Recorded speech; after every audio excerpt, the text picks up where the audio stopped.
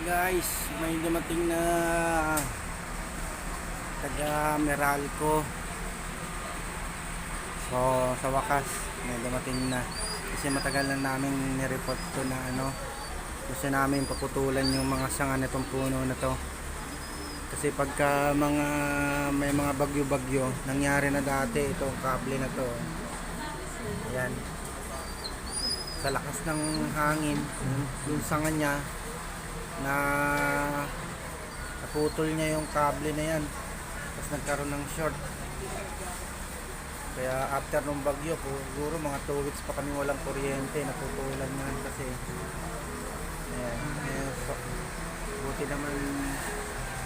Yeah, kailangan mo muna yung buti naman dumating na sila. Ayan, puputulan niyang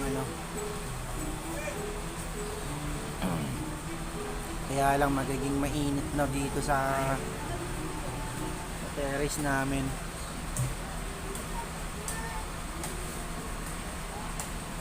Pero mga ilang buwan lang yan, 6 months lang yan, marami na sanga ulit yan. Kawawa yung yung bubong nun, no.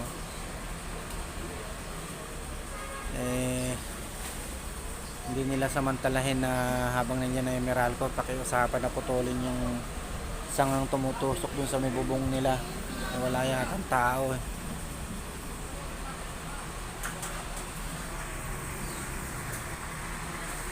Nahirapan silang pumasok kanina ito kasi makitid yung daan. Ito, malalaki na yung mga tanim namin, oh. Yun, pipino. Ito, kamatis. Ito, sili. Yung tanim kong pinya, oh. Saka aloe vera. Yun, tanim ng anak ko, tangkong. Bala ko nga yung pipino pagka malaki na siya, pagagapangin ko pala, paanohin ko doon sa mga kawad na yun, nandiyan ko sa pagagapangin, para pag namunga siya nakalawit niya sa mga kawad.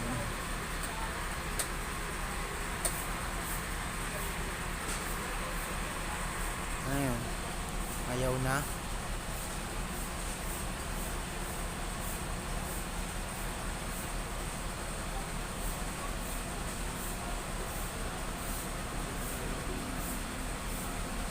Hirapan naman magpa-schedule lang ganyan, yung puputol lang sanga. Sana pagka masikip ng daan.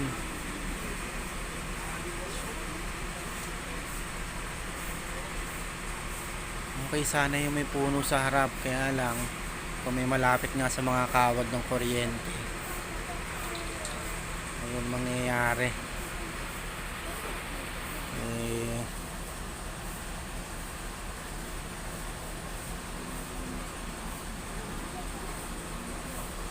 Mababawasan yung lilim,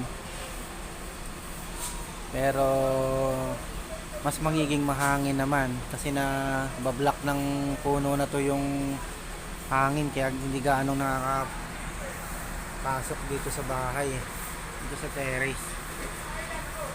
Ang puno na yan, kami pa nagtanim yan. Ilang taon na ba yan? Tinanim namin yan, high school pa ako second year high school yata.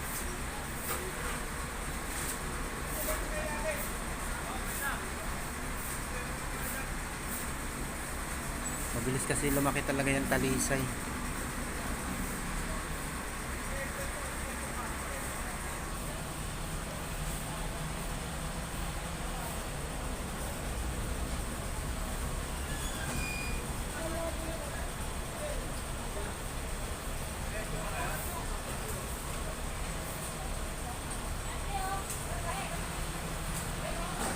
Yun, wala ko hindi napuputulan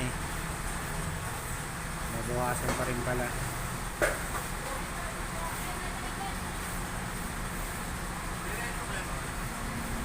Masyado na kasi malago talaga yung sanga na itong puno na to, itong talisay.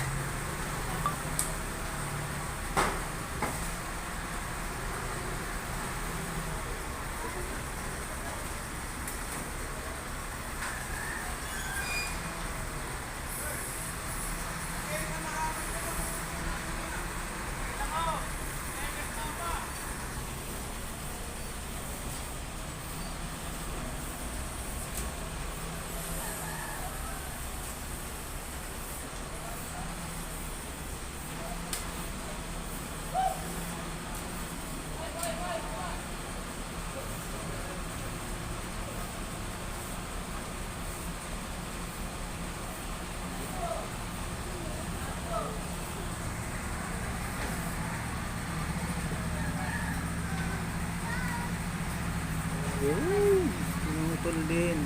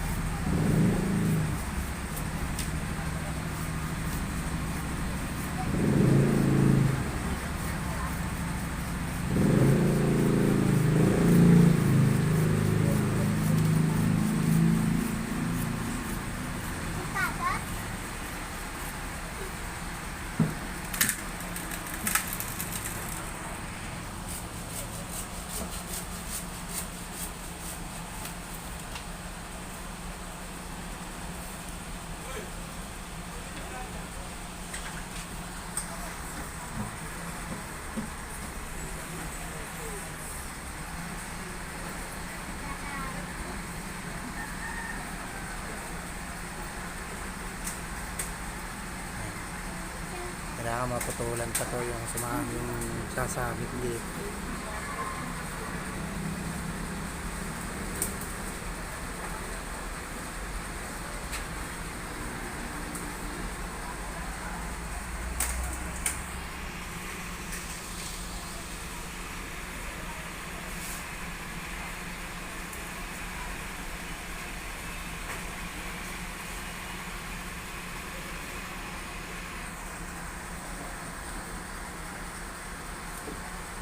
Shout out sa mga taga Meralco.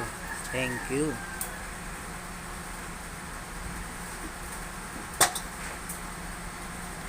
Dati nung nagdaang din bagyo na naputol to, tagal ko naghintay dumating sila. Tapos nung nagawa na, naabutan ko kahit pang merienda, ayaw talaga tanggapin. Pero yung pagkain tinanggap nila. Kasi inabot sila ng gabi dyan. Pumunta sila kasi medyo hapon-hapon na eh.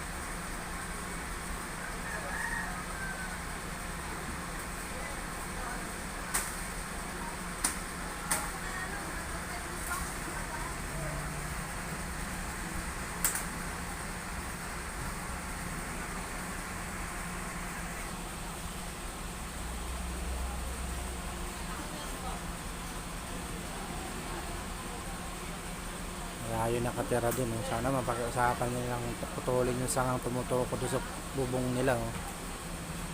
Sira na yung bubong. Wala yata tao. Oo, awa yung mga linya ng telepono.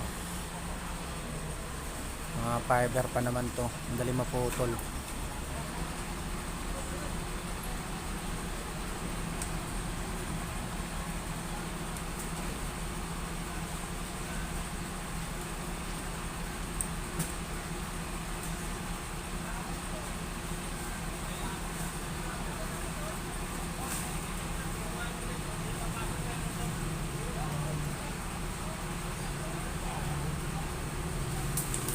Nako po, ayan na.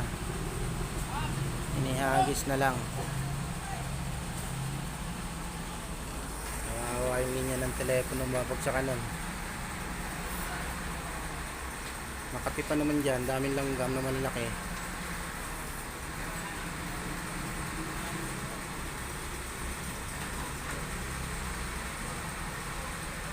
Ang lumiwanag na.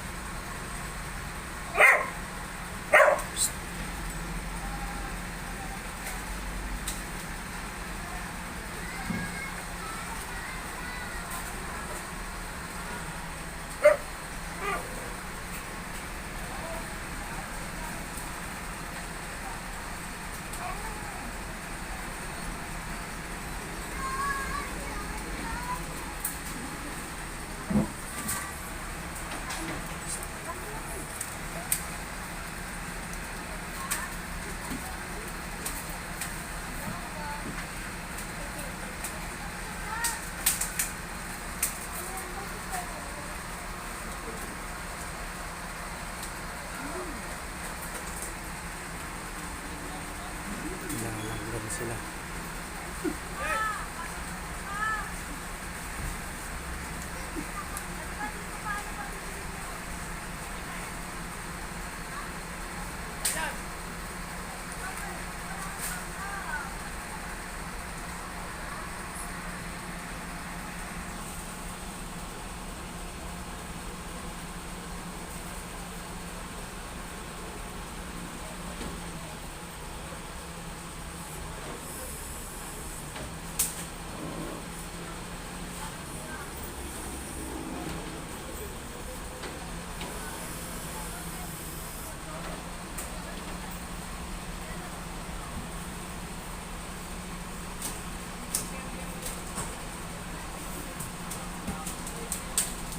Puputuloy naman po.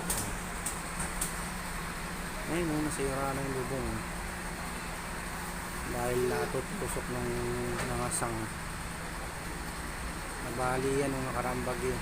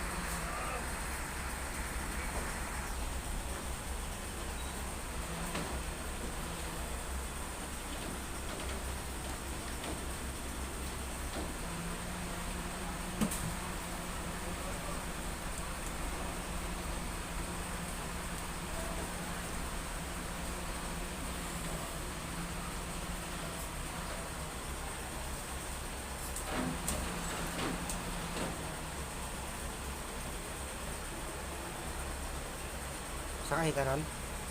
Gusto mo sumakay doon? Sabihin ko, sakay ka?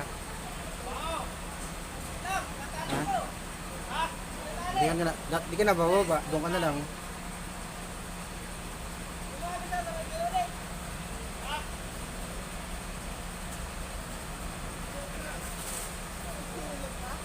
Ha? Oo. Oo.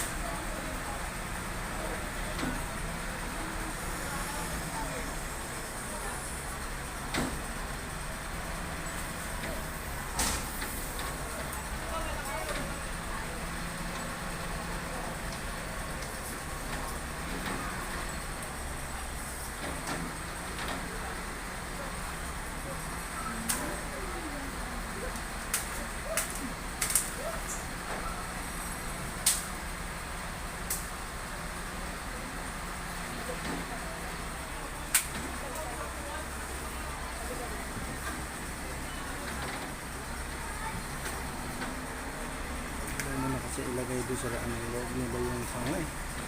Talaga pa ulit-ulit eh.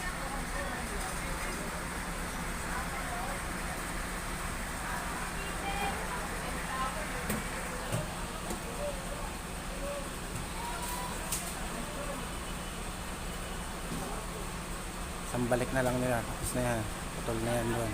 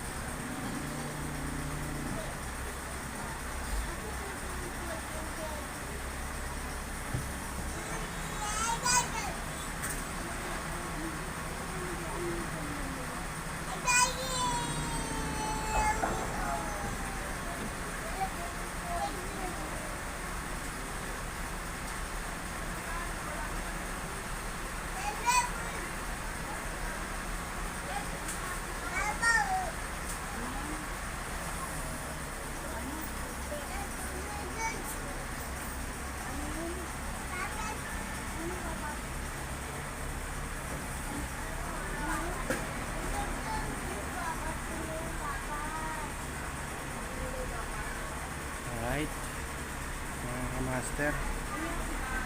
Tulin ko na muna yung video ko. Kasi yun lang naman malayo-layo na yung isang balik na lang nila. Bababa daw muna sila, sobra daw langgam. Pinapasok daw sila ng langgam sa tenga. Alright, salamat sa inyo mga kamaster.